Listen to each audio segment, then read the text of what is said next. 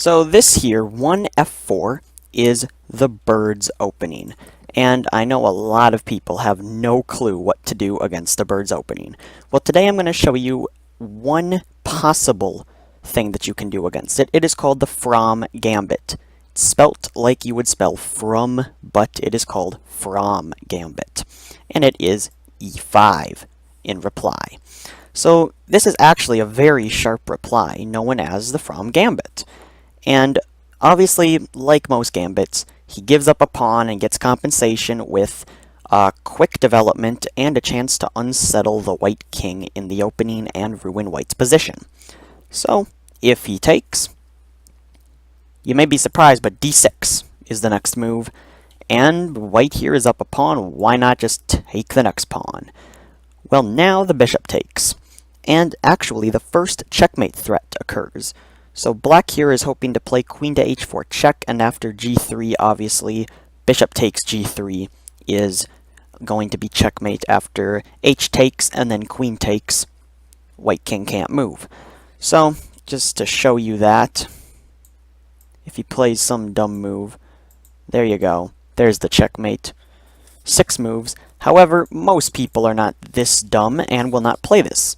So, what can you do after the bishop takes? Well, let's say now that instead you play here because you see it right away.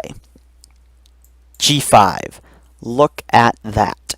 And now, obviously, you're going to do the exact same thing. You're going to push forward.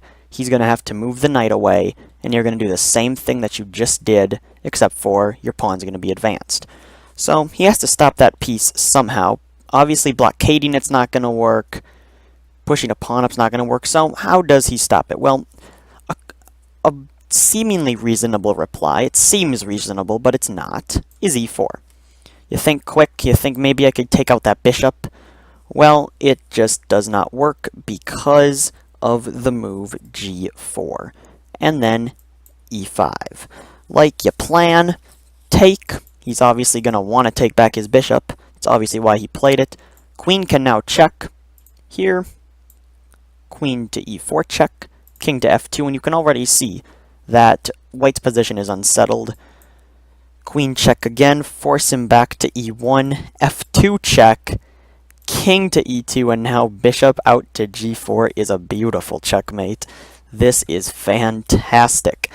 So, let's say that he doesn't play e4. We just saw that that's bad. Another possible reply here is g3. So this may be preceded with g4, and then knight to h4. So it's an odd place for the knight, but you can plan on you can plan on fianchettoing that knight later. And, you know, something such as like knight to e7, d4, knight to c6. You're gonna obviously want to do something like c3 here. Trade off your knights. And this actually isn't that bad of a position. This actually led to roughly equal chances. It was played in a game in 2008 against 2 players. So, there's one more possibility. What else could you play?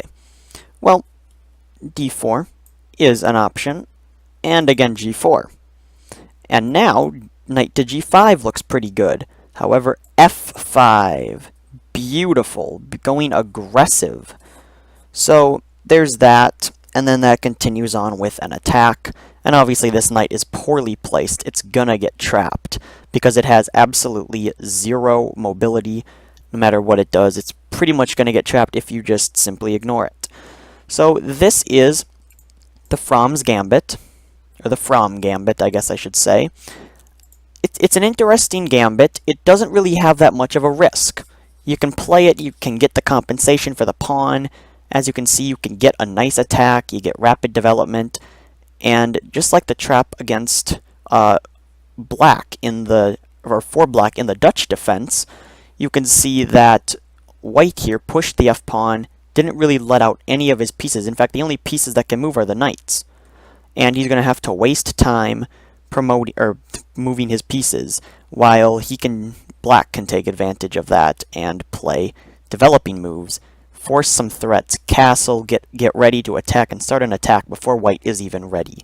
So again, that sacrifice pawn is not that big of a deal. It works. So thank you for watching. I hope this helped, and I hope that you might consider this against the bird's opening.